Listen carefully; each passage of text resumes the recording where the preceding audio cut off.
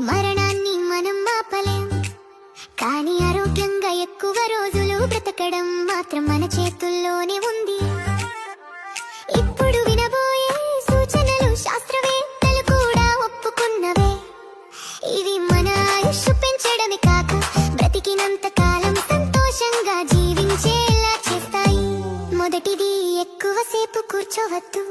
రోజంతా కూర్చోవడం శరీరానికి హానికరం. ఉద్యోగం అయినా మధ్యలో లేచి కొంచెం నడవడం తప్పనిసరి. రెండవది, కడుపు 80% నిండగానే తినడం ఆపండి. దీనిని జపాన్లో హరహచిబు అంటారు. ఇలా తింటే శరీరం తేలికగా ఉంటుంది, ఆయుష్ పెరుగుతుంది.